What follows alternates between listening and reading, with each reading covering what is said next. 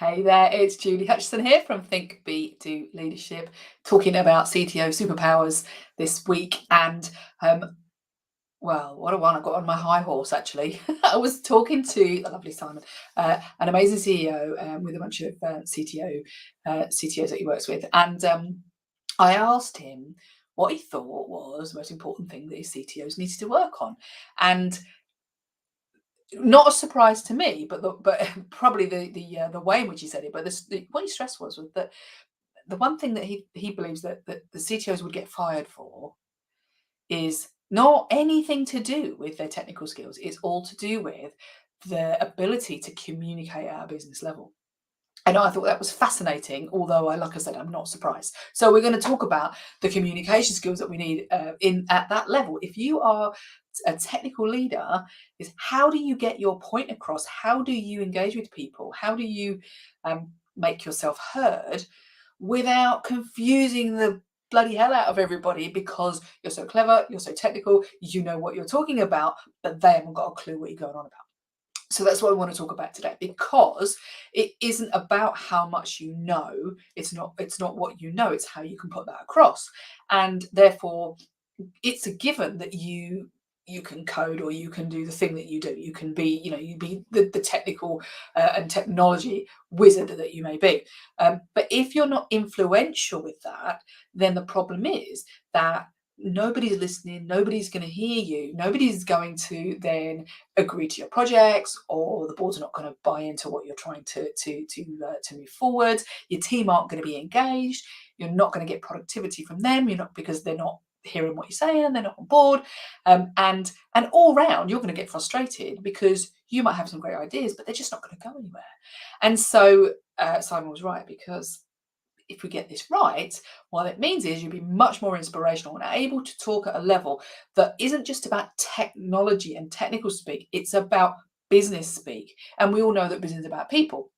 And so what we're saying here is that if you can translate the way what you know and your ideas into something that other people can buy into and understand and really get behind in a way that means something to them, then you're going to be much more, one, in demand, two, you're going to get done what you want to get done, and you're going to look amazing because the results of your team are going to be even better. So that's why we're talking about this. So if you're listening live, then great. If you're not, pop in the comments there if you have a comment, hashtag replay before any comments, and then I will see them.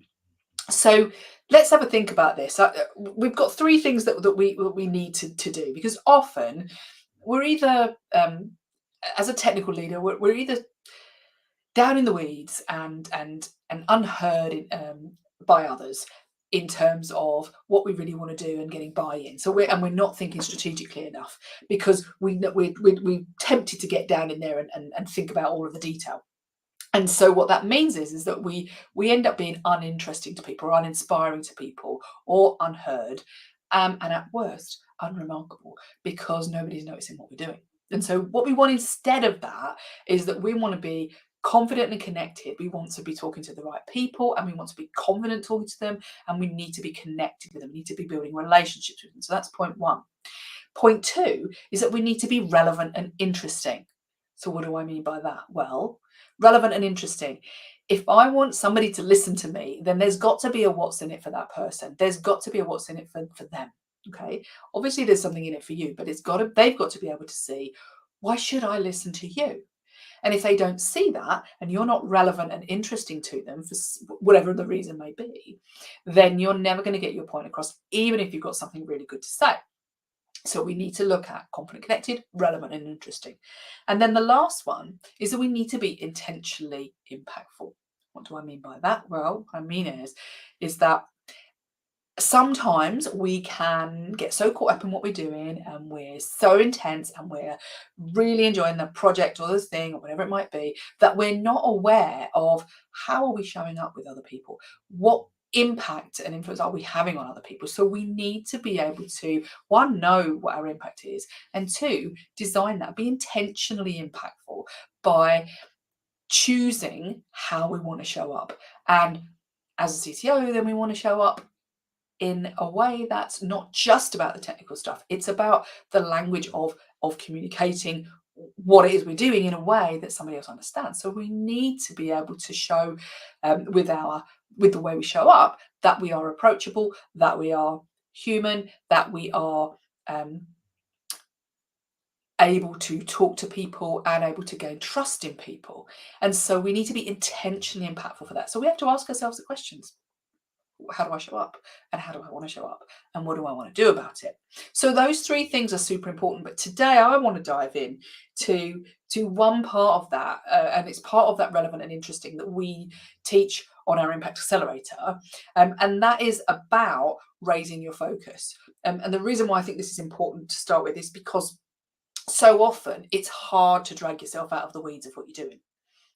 And there's a lovely way of thinking about it, for me anyway. I think it's lovely. A lovely way of thinking about it that helps you, and that is that we want to chunk up. We want to look at the reason why we're doing what we're doing. And when I talk about chunking up, I mean that if we're down in the weeds, imagine the example of a car. If I said to you, how do you drive a car?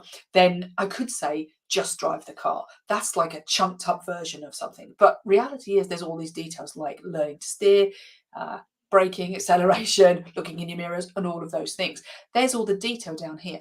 But we don't teach somebody, first of all, how to do all of those things without teaching them the principle or the reason why we're learning to drive a car. So we need to think about what chunk are we talking at? Okay, so ask yourself the question, how do I come in at? Where do I come in at? So like if I come in at like all of the detail level before I've got people on board and talking about why are we doing something? What's the strategy for doing something? What's the reason for doing something?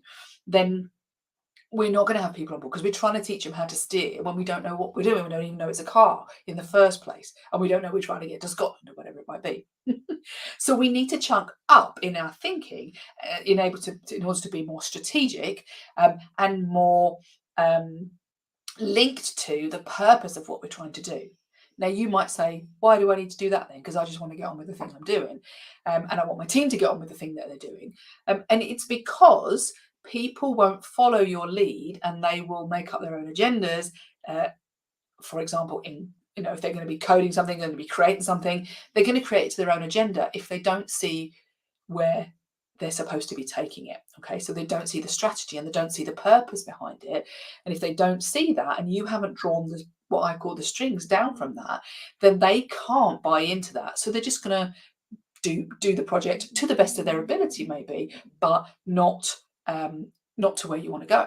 So you're going to end up with some super clever people making something that's inappropriate, or they're not going to be bought into it because you haven't told them the purpose and the strategy of what you're doing. And that happens a lot. Okay, so we need to chunk up our thinking and raise that focus to how does this fit in with the business?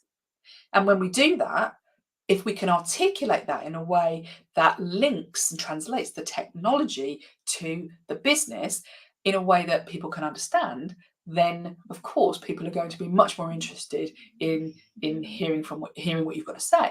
And that makes you relevant and interesting because it's relevant to the business. It's not just relevant to the technology. And of course, the technology is relevant to the business. But if they can't see why because they don't understand it, and you can't talk about it in terms of the business, then it doesn't have value or as much value as you want it to have because they just don't see what you're trying to say. Make sense? Cool. So I talked about chunking up. I also talked there about drawing the strings. And what I mean by drawing the strings is looking at, if I'm working in your department, if I'm creating some code or whatever I'm doing down here, I need to be able to see what I call make the boat go faster. So here I am, I'm Bob, and I'm like supposed to be doing this project, but I have no clue how to do it. If I don't see where the strings are all the way up to that strategy and that purpose, then I'm not going to be bothered to actually do it. So we need to draw those strings down. And the last one I want to talk about today is that we need to understand who's in the room, because if we can link, as I've just said, the strategy and the purpose to the daily running or to what we're actually doing in the department, then that's great. But the other thing we need to look at is, how do I get them to understand that, and how do I get them to buy into that? And the thing I want you to think about is understanding the people in the room.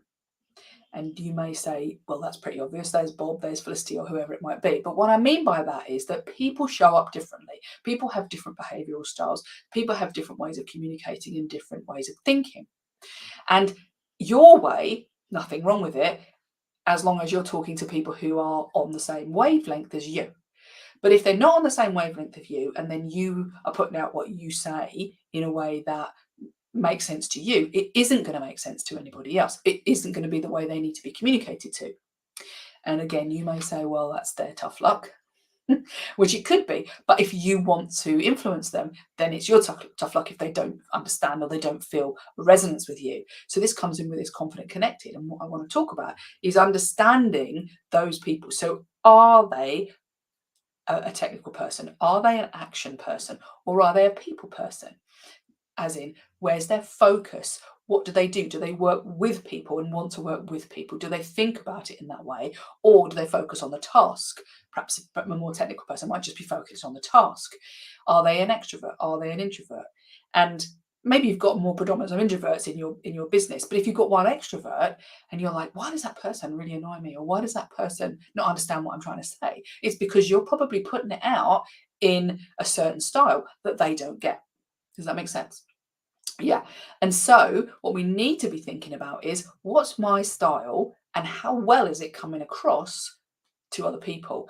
Am I a task focused introvert, for example, who doesn't want to speak up, doesn't want to speak out, and talks about the doings rather than the people?